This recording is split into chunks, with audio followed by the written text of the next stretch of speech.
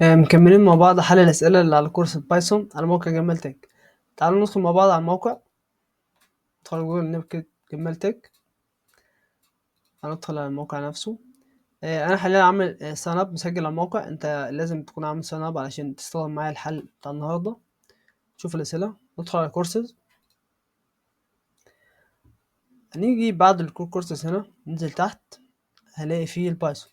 اختار البايثون، هنختار الاكسرسايز 1. نحل بقى السؤال رقم 7. تعال نقرا السؤال ونشوف طالب مننا ايه. السؤال بيقول write a Python program to print the following pattern. عايزنا نطبع الشكل ده. طب هو هنا فعلا مترجم السؤال، بيقولك اكتب برنامج بايثون لطباعة النمط التالي. عايزين نطبع الشكل ده. الشكل ده احنا ممكن نطبعه بأكتر من طريقة. احنا النهاردة هنستخدم طريقة من عدة طرق. تعال نستخدم مع بعض الطريقة دي. ندخل على جوجل وهنكتب الموقع اللي هنحل عليه الأسئلة، اللي هو موقع بروجرامز. ممكن هنا تدور على اللغة اللي انت تحلي عليها على طول بدل ما تدخل على الموقع نفسه. دور هنا هنلاقي فيه بايثون هنا فعلا. ندخل على بايثون.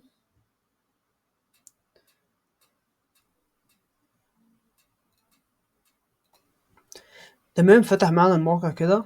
تعالى بقى نبدأ نحل السؤال بتاعنا. هو عايز مننا ان احنا نرسم مربع تساوي الاضلاع، بس يكون نفس الشكل الموجود معانا في السؤال.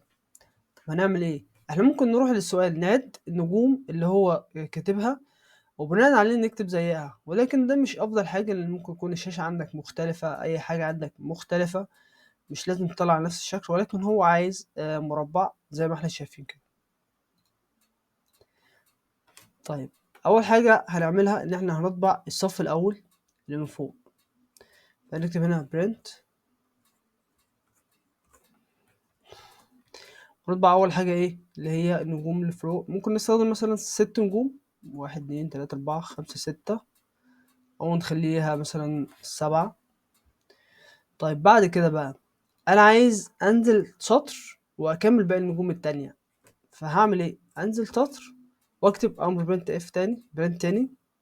معلش، بس الواحد لما بيكتب بكذا لغة بتكون عنده قريبين من بعض. فهنكتب برنت،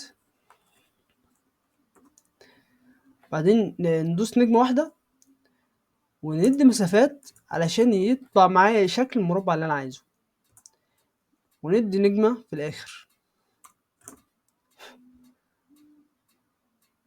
بعدين ننزل سطر كمان ونعمل نفس الكلام بتاع الصف اللي فوق. احنا بدل ما نكتب ممكن ناخده كده كوبي، ان احنا نكتب نفس السطر ده.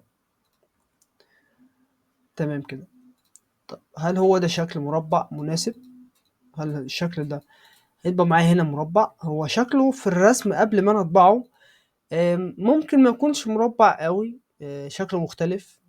فاحنا ممكن نمسح نجمة ونجرب. نمسح مسافة كده ونجمة. نوعا ما هو شكله كده احلى، حاسس ان هو مربع اكتر. فهندوس ران ونشوف. فعلا طبعا معايا شكل مربع. فنفس السؤال اللي موجود معانا النتيجة بتاعته انا عملتها.